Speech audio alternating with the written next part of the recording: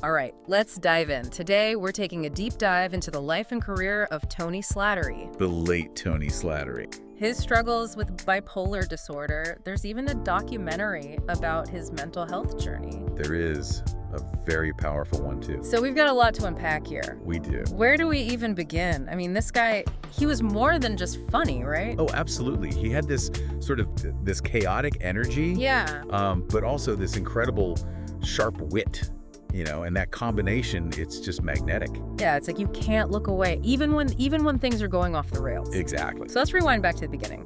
Born in 1959 to Irish immigrants in London. Mm-hmm. So not exactly a comedy club upbringing, right? No. But he wins a scholarship to Cambridge, Very much. which is already like, wow, good for him. But then you dig a little deeper and you find out he was a black belt in judo. Wow. And represented England internationally. That's incredible. I mean, that's a side of him you wouldn't necessarily expect. Right? Yeah, it's so unexpected. It makes you wonder if that discipline, from judo, did that inform his comedic performances later on? It's a fascinating thought. The physicality, that precision. Right. It could have definitely played a role. So Cambridge, this is where he finds his comedic calling, right? He joins the legendary Footlights. The Footlights, yeah. It's like a who's who of British comedy. I mean, Stephen Fry, Hugh Laurie, Emma Thompson, yeah. all came out of this group. It's like a breeding ground for comedic genius. It really is. And they win the very first Perry Award in 1981 for their review. The Cellar Tapes, I think it was called. The Cellar Tapes. I mean, you can just imagine the energy of that group. Yeah, can you imagine being in that room? It must have been electric. Just pure creative energy bouncing off the walls. And this is the 80s, right? So alternative comedy is taking the UK by storm. Rejecting the old school, safe routine. It's all about being raw and unpredictable. Exactly. And Slattery, he just thrived in that environment. He was made for it. He was. It wasn't just about being funny. It was about challenging conventions, poking fun at authority. Absolutely. And his improv skills were just off the charts. Unbelievable. And Whose Line, they really showcased that side of him. Oh, Whose Line? That was a masterclass in improv. It was. He was so quick on his feet, just fearless.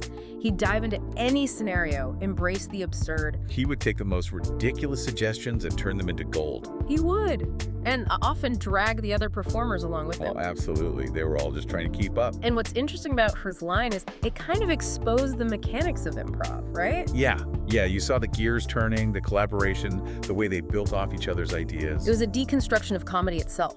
In a way, yeah. And I wonder how much his theatrical training played into that. It's not just about one-liners. It's about creating characters, inhabiting a scene, building a whole world on the spot. It's like a form of alchemy, isn't it? It is. And there was this vulnerability, too, Sometimes his ideas would bomb. Yeah.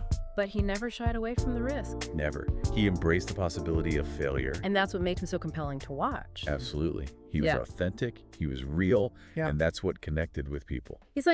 He was saying, hey, I'm not perfect, and that's okay. And I think audiences really responded to that. You did. It was refreshing. It was. He was relatable, even in his most absurd moments, which, let's be honest, there were a lot of those. Oh, yeah. But so his TV and film career, it went way beyond Whose Line, right? I mean, I got news for you. Just a minute. He even hosted shows like Saturday Night at the Movies. He did it all. It's amazing how he could just slide between panel shows, improv, hosting, and even serious acting roles. Yeah, and he was good at all of them. He was. The Crying Game, for example. Critically acclaimed film showed his dramatic depth. Absolutely. He wasn't afraid to step outside the comedic box. No, he was a true performer, through and through. A true chameleon of the entertainment world. And this versatility, it's kind of what makes his eventual downfall all the more tragic. It is, yeah. Yeah. Because his career was really affected by personal struggles that started to surface in the mid-90s. Yeah, his midlife crisis, as he called it. Substance abuse, a retreat from the public eye. It's a stark contrast to the vibrant persona we saw on stage and screen. It is. It reminds us that even the most talented and seemingly confident individuals can be battling their own demons. Yeah, and this period, it's explored in depth in that 2020 BBC Horizon episode, What's the Matter with Tony Slattery? Right. A very powerful and candid look at his mental health journey. It delves into his bipolar diagnosis, the impact of childhood trauma, his long struggle with alcohol dependence. It's a tough watch at times. It is. but it also highlights his resilience. Right. When his desire to improve his well-being, you know? Absolutely. It wasn't just about dwelling on the darkness. There's a glimmer of hope there. There is, and it really humanized him in a way that tabloid headlines never could. You're right. We're just scratching the surface here, but I'm already seeing these layers to Slattery's life and career. Yeah. The brilliance, the vulnerability, the struggles, and the resilience. Absolutely. It's more than just a Wikipedia page. It's a portrait of a complex human being. It really is. And that's what makes this deep dive so fascinating, right? It does. It's not just about listing accomplishments or tracing a timeline. It's about understanding the man behind the laughter. Yeah. The genius behind the chaos. Exactly. And there's still so much more to explore. There is. So stay tuned, because we're going to delve further into Tony Slattery's world, exploring his theater work, Yeah. his personal life, and ultimately his enduring legacy. So we're back and still digging into the life of Tony Slattery. We left off talking about the BBC documentary, What's the Matter with Tony Slattery? Yeah. A real up-close and personal look at his journey. Yeah, explored his bipolar diagnosis, his struggles with addiction, but, you know, what impact did the documentary actually have? Like, did it change the public perception of him at all? That's a good question. I think it definitely, got people talking more about mental health Mm-hmm. and addiction, especially in the entertainment industry. Yeah. It challenged this image we often have of performers. Yeah. That it's all glamorous and carefree. Yeah, it's easy to forget they're human too, right? Exactly. And I think the documentary, it really humanized Slattery in a way that, tabloid headlines never could. Hmm. It showed the complex reality behind the persona, right? Behind the quick wit and the jokes. Yeah, the pain behind the laughter. Except, But it also, it didn't just dwell on the negativity, it highlighted his resilience too, right? it did, yeah. And his very supportive relationship with his partner, Michael Hutchinson. Right, and his desire to get better, to keep going. Absolutely. And there's this really moving scene in the documentary where he's reunited with his Who's Line co-stars. Oh, yeah, for the comic relief special. Yeah, I mean, that scene gets me every time. Seeing him back on stage, improvising with Stephen Fry again. Yeah. And the others, it's like this spark was reignited. It was, wasn't it? You could just feel the genuine affection between them all. Yeah. And it felt like, for a moment, the old Tony, the mischievous, brilliant improviser, he was back. He was. Even if just for a little bit. It was a really powerful reminder of his comedic genius. It was. And it made his absence from the scene, from that world all the more heartbreaking. I think a lot of people were eager to see him back in action after that. Oh, definitely. And he didn't disappoint, Even while dealing with all these personal challenges, he continued to work. He did. He appeared in shows like Red Dwarf, Bad Girls. Yeah, he even made an appearance on Coronation Street. That's right, he did. It's like he never fully gave up, No, he didn't. And his heart always seemed to be in the theater, didn't it? It did. And let's be honest, who can forget his West End performances? Me and my girl. Radio times. All those were fantastic. A real testament to his versatility, too. I mean, he could sing and dance as well. He really could. It's like, is there anything this guy couldn't do? Seriously. And his comedic duo with Richard Branch, Aftertaste. Oh yeah, Aftertaste. They were brilliant together. They were a perfect blend of musical talent and comedic timing. They toured extensively, brought their own brand of humor to audiences all over the UK. I mean, it's clear that comedy was just woven into his DNA, It was. Even when his personal life got tough, that comedic spirit, it never fully went away. It didn't. And remember, his return to the Edinburgh Fringe in 2017. Slattery Night Fever. Slattery Night Fever. It was improvised comedy at its best, full of his trademark wit. That unpredictable energy. Oh, it was fantastic. The reviews were amazing. People praised his ability to make you laugh while still addressing these difficult topics. He never shied away from the hard stuff, did he? He didn't. And he wasn't afraid to push boundaries, even later in his career. It's like he was saying, look, I'm still here, I'm still funny, and I'm not going to let anything hold me back. I love that. And we can't forget his involvement with the Leicester Comedy Festival. Oh, right, as a founding patron. Yeah. Which, that really shows his dedication to fostering new talent. It does, yeah. It's supporting the comedy community. It speaks volumes about his character, his generosity, his desire to give back to the art form that gave him so much. It's a testament to his belief in the power of laughter, and his legacy lives on in a way through all the comedians he inspired. It does. And there's one more aspect of his career that I find really interesting. Okay. His time as rector of the University of Dundee. Oh, yeah. That was a surprise. It was, wasn't it? Elected in 1998. Very prestigious position. It is. But his attendance record, well, let's just say it wasn't exactly exemplary. One visit during his entire term. Yeah. Some students called for his resignation, others defended him, said he had the right to manage his own time.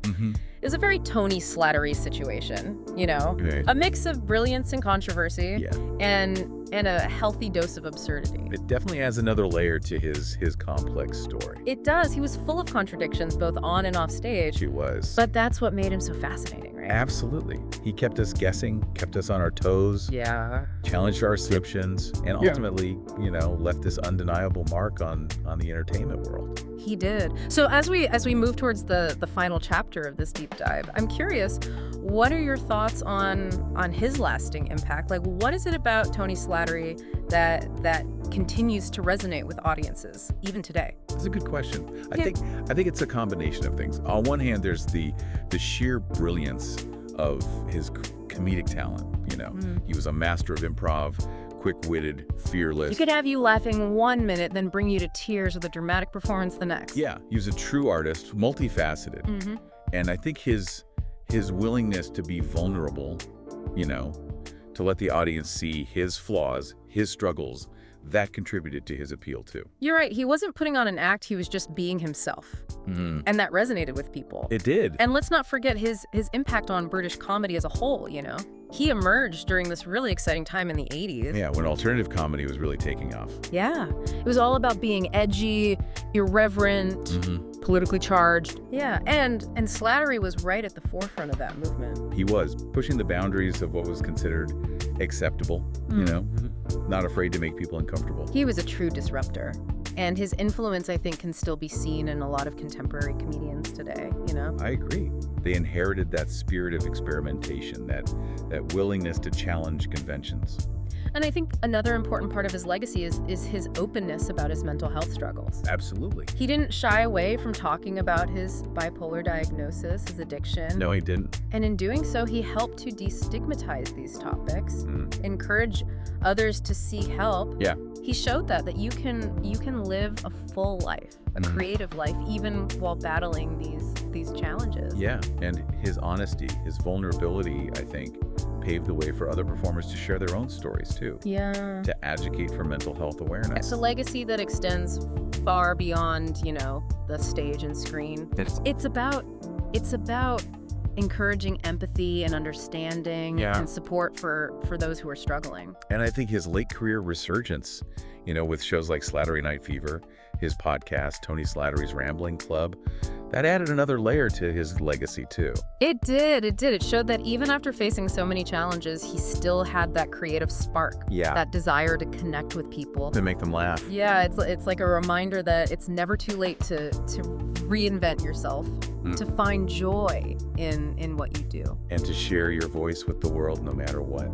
As we wrap up this deep dive, I'm struck by the fact that even though Tony Slattery is gone, his spirit, it lives on. It does. Through his work, through the people he inspired. His legacy is a testament to the power of laughter, the importance of vulnerability, and the enduring strength of the human spirit. Yeah, beautifully said. He was a true original. He was. And we won't forget him. So, to our listeners, if you haven't experienced the brilliance of Tony Slattery yet, we encourage you to seek out his work. Yeah. You'll laugh, you'll think, and you might even be inspired to embrace your own complexities a little bit. To find the humor in life's unexpected turns. Exactly. And as Tony himself might say, life's a bit of a joke, so you might as well laugh along with it. He would. Thanks for joining us on this deep dive into the life and legacy of Tony Slattery. We'll see you next time for another fascinating journey into the world of, well, whatever Wikipedia page we stumble upon next. All right, so here we are, the final chapter of our Tony Slattery deep dive. It's been quite a journey, hasn't it? It really has. We've talked about his incredible talent, his struggles, his triumphs, his contradictions.